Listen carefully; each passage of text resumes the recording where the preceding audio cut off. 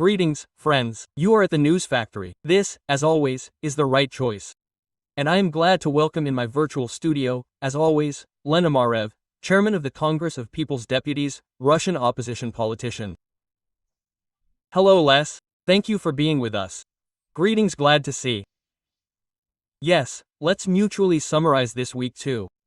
Still, there are many events, as always. We are writing this interview on August 2nd, on Saturday. And, well, indeed, there is something to talk about.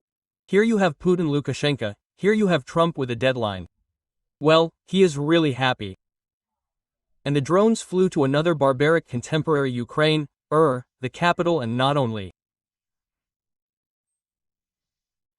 Let's start with Trump. Do you believe and do you see a real turnaround? Because a lot of people rushed to turn it around many times, but every time somehow everything rolled back. Even now, it seems that he is moving nuclear submarines closer to the borders, and on the other hand, Vitkov will go to Moscow again. That's the same Vitkov, who, well, seems to have achieved a little more than nothing. Here are your feelings. Well, look, on the one hand, I've always found Trump's line quite consistent and, in fact, completely predictable. Trump is doing everything that you and I talked about on the air about an hour ago. What will happen if Trump comes? That's exactly what you and I predicted, that first there would be a certain honeymoon in relations with Moscow, yes, and then it would beat its pots, yes, that is, well, it's there, so it's happening. And it is not because Trump was once a friend of Moscow. Well, there certainly isn't. He wants to be a peacemaker. He is a business-oriented person. He wants to pull Putin out of martial law.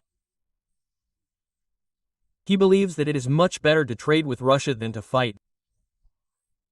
And these ego convictions have not changed in any way. But simply, if Putin himself does not accept the proposals that Trump makes to him, and these proposals were very good, and the entire Russian elite thinks simply, then it is necessary to take excellent boots. Well, if Putin doesn't take it, then, well, what else is there to do, right? So, of course, in this situation, it means that we have to pressure Gad, and either he must sooner or later agree to these proposals, or we will pressure him. And he presses in this situation, of course, more actively than Mr. Biden did. And under Biden, the Americans, well, generally forgot that they are also a nuclear power, yes, and at least they are on an equal footing with Russia. Of course, under Trump, they won't forget it, actually. That is, they are now demonstrating that we can also play these games. But, there's nothing personal about it. It's just that when you see about Vitkov there, it means, and so on, it doesn't mean that, it means, Ducia was offended and it will be there simply because of Putin's principle. That is, no. So, on the one hand, a steel fist will be shown, on the other hand, they will go to a cafe and say that, man, is it clear now or not, that is, now are we ready or not? That is, maybe now your position has changed, or it still hasn't. Of course, now Vitkov will try to talk to Putin in order to come up with some kind of solution by the last deadline of the 8th. If Putin suddenly says that they're, well, come on, that's wonderful, but, in my opinion, no one especially believes in this, and no one in Washington believes this. And Trump got away with a few of these fabricados. That's what was said yesterday, well, I don't know, communication with the people, communication with the press of Putin and Lukashenko. First, everyone is so clinging to the fact that it is not necessary to have expectations. Yes, do not be disappointed in these expectations. You do not need to overestimate these expectations. Yes, well, everything is understandable. This was attributed as an answer to Trump. But there was still such a thing, in my opinion, even maybe not from Putin, but from Lukashenko. Well, of course, you can say this. Come on, they say, there will be a truce in heaven. Maybe this, well, will be such a concession by Putin. Well, what, well, don't wet me too much. Look, I'll put an end to these barbaric attacks for a while. Here it can buy him more. For example, there are 3 to 5 months of those efforts that he believes will bring some kind of fruit. I think that 3 to 5 months is not possible, but a month is probably possible. Well, that is, I think that in any case, any step forward will be perceived positively and should be rewarded with something. This is quite such a real honor, especially since it is the bombing of Ukrainian cities that is the most obvious irritating factor at the moment, right? That is, therefore, if Putin offers both Ukraine and Russia, yes, that is, to stop airstrikes there, then this option will probably be accepted by Trump.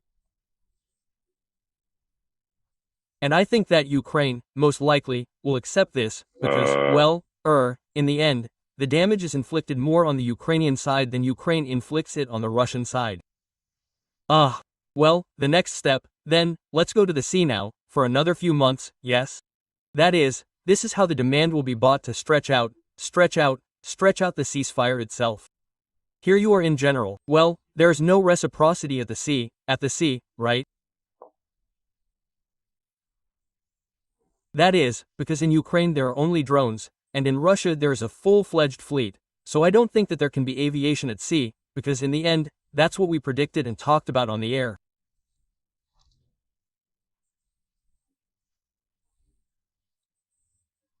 Putin now needs to bring the situation to an end, which means summer companies.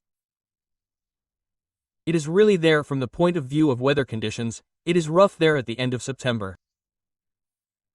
This is the situation from the point of view of the front line, which will be by the end of September, it will be like this for some time.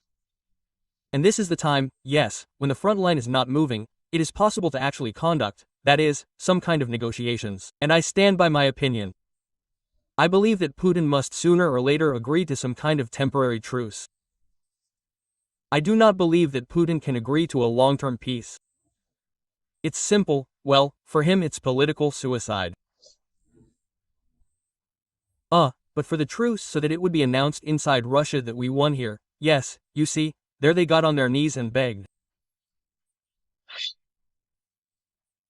So, I think that this is an absolutely possible, real scenario, but he just doesn't want to waste the time that he might have somewhere on these negotiations. Let's finish the introduction, then we'll start, so, accordingly, they will talk. Yes, but it will be tied to what? Here we won, denazified, they are not accepted in NATO. In general, everyone showed Kutsky's mother. Russians somehow believe this. Well, too, I think everyone will be happy that it's over. But what's next? Because there are these two diametrically opposed points of view. And what's next? On the one hand, no, Putin cannot afford it, because there are already too many imbalances in the economy, and everywhere, in public life, in the consensus of the elites. Now the security forces are shaking under the mandate of war and anti-corruption. What are you, bastard, stealing during the war? And others, and the second point of view, yes, it needs to be decided, because it will bring more dividends than the risk. Here are you leaning towards what bigger point of view? You know, I think that he will stop in the Ukrainian direction. Well, because, in my opinion, the costs, that is, wars in the direction of Ukraine, are much greater than the dividends. You just have to come out of it beautifully. If you see them ugly, then you will also lose more than you will gain. But in reality, nothing happens, yes, that's it. That is, there it is necessary for PR and they will invent it, that is, there is a take there and that is not a take, so it is a time of temporary spring, that is, it is like about some great victory, that is, a small town. That's what we always said, that Bakhmut is a small town. So, for a while, it's just a village, right? That is, this is a forester's hut in this sense, which they could not take there for a year and a half, and not just a year and a half, as it has been since the 22nd year of the frontline territory, which was also under shelling, and so on. Well, how much time is there? That is, it is possible to salt it, right? There are no houses left at all, that is, they are all dilapidated, yes. Nevertheless, they are forced to sell it as some kind of great military victory. Next will be the second. Further down the Ukrainian line, it will be a demand for, let's say, hybrid attacks. Yes, there are elections, internal destabilization, then, various domestic political provocations, maybe some contract killings, maybe something else.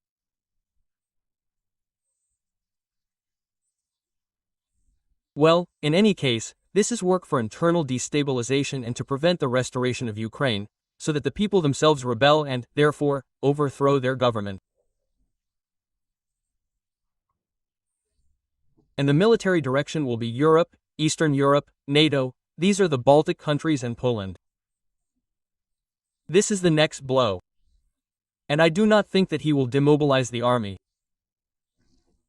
I think that they will leave wounds there, and maybe even this period will be short, yes, and they will launch an offensive to the west. 20 hours is also the so-called State Duma elections. There they prophesy a big renewal, yes, a rotation.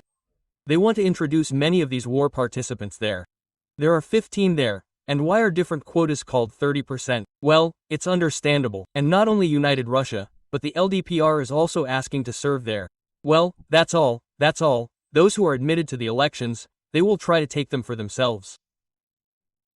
There will be some military political plans attached to this, or will these elections in general be, in fact, purely a fund? Yes, it will be a pure fund. She doesn't play any role. Well, that is, of course, if at the same time there are some strong military operations and so on, this will help facilitate the task of the Kremlin's internal political bloc. But they will manage anyway. It's just that they're, slightly different figures, but all the same, United Russia will control everything from the point of view of the people there, spreading them. Well, first of all, they vote according to the team anyway, so who exactly presses the button does not play any role. With war veterans, on the one hand, there is, of course, a direct task, because, no matter how hard it is, these, in general, revolutionary-minded people who are at the front, it is necessary to somehow assimilate them back. And that's why they need to show some kind of social lift, which they can do with local officials. There are deputies in the State Duma, there are honors in schools. That is, somehow they must be involved in life in order to rebel less, yes, that is, by them, yes, that is, there is some kind of fluff, that's it. And in this sense, it is an important task to bring them to the Duma. It is necessary not so that the ratings of the parties there will be pumped up, but so that these people can be accommodated there somewhere and give the opportunity to other veterans to gather around them. And also, of course, it is desirable to divide them into different parties, so that they compete with each other, which means that they have some internal disputes. The more internal divisions there are in this environment, the better, yes, that is, the less they will think about power and the struggle with power.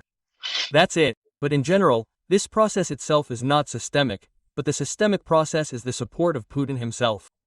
These are ego ratings, ego approvals. And it depends on how much he can say that we have won.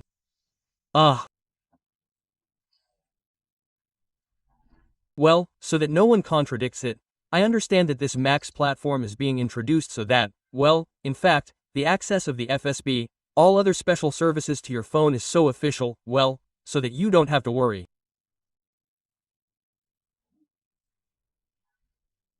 In your opinion, will Telegram even exist in the 26th year?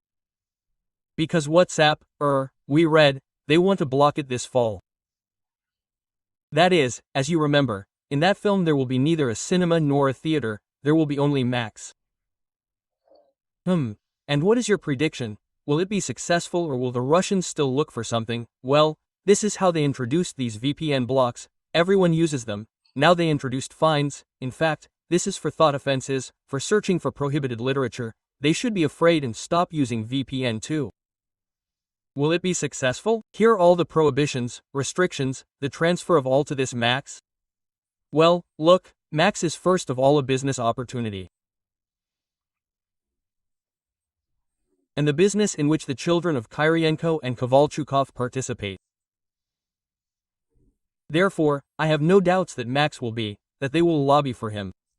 I believe that the root cause is not political, but economic. But, of course, in order to make money, these people justify it with a threat there, which means the FSB is there, and that's all. But the real reason is, of course, in the salary, right? That is, because, in general, there is no such second big task. But Max is a typical espionage game, which pulls everything out of the computer, puts everything where it is needed. Therefore, of course, the special services are interested in the fact that citizens put their ego on, well, at least that he was, yes, because even when you are not actively using it, the fact that he is on your computer, he already, accordingly, tells Comrade Major everything that is needed in this situation. As for the blocking of WhatsApp, Telegram and everything else, well, from a technical point of view, well, their Telegram, in any case, was definitely preparing for this story, and the previous request technically did not work. That is, there was a month-long war between Roskomnadzor and Telegram, which ended with the defeat of Roskomnadzor. And Telegram, as it worked, still works. That's it. I think that now he is also there without a fight, otherwise, accordingly, he will not surrender. The more that it is convenient, the more that this is all there is to it. And I want to say that when there were those blocks, he worked without VPN, that is, roughly speaking, he had his own internal built-in VP, which made it possible to bypass these blocks. But there is no VPN, there is another, regardless of technology in this case. That is, the important thing is that this story worked. Is it possible to resist this? Of course, it is possible. And there it is possible to saw it out of Appster, which means that it is possible to do various other things there, or you can simply give a command to the police so that there are random checks on the street. That is, here are the phones, whether you have Telegram or not. If there is Telegram, that's all, go there, then it's in the box. There is Telegram, and if I find it, yes, well, that is, it is possible to do this. It can be done. Well, so far no one has come to this, but in the current Russian situation it cannot be ruled out. But still, this is unlikely. I think that all this will be limited to good earnings for this entire VK holding. Well, here we have such options. It will be, it will not be, max, not max, well, it can be easier. It is possible to simply cut out the circuit breaker. Here are thousands of shutdowns, which are much more complicated. So let's talk about it. Here are these thousands of shutdowns, and in such regions, well, it's enough, well, not near the front, in remote regions of the Russian Federation, where these shutdowns also take place, that is, mobile communication, and even sometimes the wired internet also fails there. What is this for? Only for fighting drones. Well, of course, this is for the fight against drones, because the internet is not only a source of services and money, yes, it is also a method of control. No matter what you say, yes, if you have a constant 3G, 4G, 5G connection on your phone, that is, they can actually know everything about you, yes, that is, where you are, what you are doing, there are applications, contacts, and so on. Ultimately, text messages are much easier to decipher than voice messages, and yes, they are monitored. Therefore, no, Russia never wanted, does not want, and will not follow the Chinese scenario of a mechanical ban there, no matter what it is. Russia has always followed the path of creating alternative services and dragging people there, so-called copycats, yes, that is, local technologies that are analogs of Western ones that can even work better somewhere.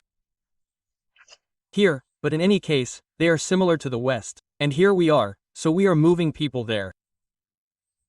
Here it will continue to develop in full, as it was before, let's say, the repressive phase, then we will only remember VKontakte and Facebook. That is, this is a classic example of a copycat. And VKontakte in Russia is much more popular than, without any repression, it was much more popular than Facebook. Nothing prevents you from having the same thing with messengers and with all other things. I also wanted to talk to you a little bit about Russia's international, let's say, position. No, it does not go into such a hotter phase. This is a diplomatic, political and economic crisis between Russia and Azerbaijan. But nevertheless, here it is. From time to time, we remind ourselves that nothing has ended there. The recent scandal that Stepankert was used, this is the name, in my opinion, TASS published in itself that in Stepankert the memorial to Izovsky was dismantled, and the Azerbaijani side was very unhappy with the fact that they used this, well, an unofficial toponym, which, because in the Azerbaijani version, there is another name. And then the Azerbaijani side said, well, okay, then we will be internationally recognized and use our analogues of Russian ponies. Well, there is Königsberg, and so on and so on. There is also a name for real Russian cities. In your opinion, can we say that Russia is in some such new reality, when the impossibility of projecting power from the outside is so far away? Well, here is Syria, Iran, here are examples for you. It is already moving on to problems, well, in the underbelly, because Russia, of course, considers the post-Soviet countries to be its underbelly, its underbelly. And here is the reaction of Azerbaijan, which is dissatisfied with something and shows another repulsive example. Well, in general, Azerbaijan, apparently, in general, felt stronger after the victory in the Second Karabakh War. And how would it be that Russia at one time helped to prevent the Armenians from losing? And that's why this victory is also perceived as a victory over Russia. Well, all these peacekeepers left, but they were there as it were, but they were forced out of there, that is, they were eventually transferred to Ukraine. They played a purely decorative role. They did not play in any way.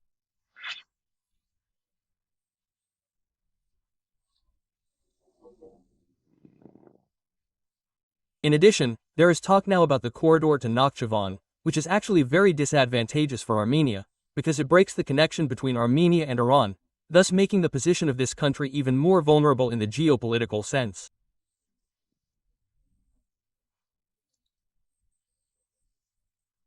It is already a circle of enemies, yes, it means, there is the road of life.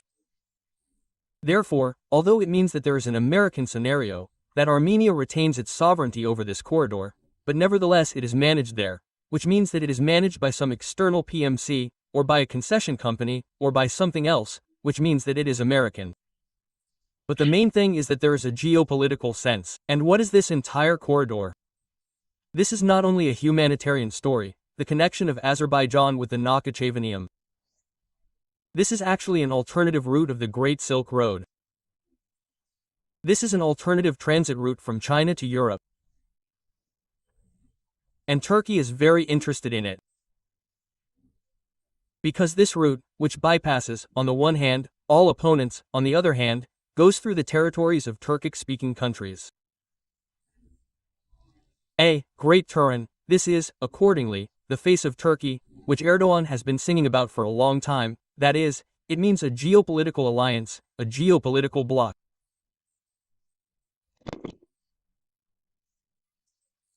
If such a project takes place, that is, from China, it immediately goes to Kazakhstan, and then it goes on that Uzbekistan is unclear, that is, how the specific route is, but in any case, a strategic ally also gets to Azerbaijan, so it turns out that this is actually a direct bridge between China and Turkey. It is clear that Turkey is moving the situation very strongly in this direction and it is beneficial to them. And Azerbaijan feels that behind its shoulders is such a powerful ally, and Putin is quarreling with Turkey somehow now completely out of hand. Yes. And finally, what do you think will happen in August in Russia? Every August some kind. I'm also asked all the time. I'm asking you, what can we expect, because it's not August, some kind of trouble. Yes, traditionally, something up will definitely happen, yes. That is, I think that this time, too, something must definitely happen, but even more so, there are a lot of prerequisites here. These are all ongoing negotiations, so they are on different lines. And I don't think that the armed forces will simply observe the maneuvers of the Russian army. I think that it is quite possible to expect something so interesting.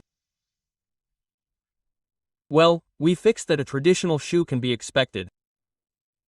I thank you. Thank you for this, as always, very interesting conversation. Many topics have not yet been covered, but we will catch up next time. Ilya Ponomarev, friends, chairman of the Congress of People's Deputies, Russian opposition politician was with us. Ilya, thanks again, see you soon. Thank you happily.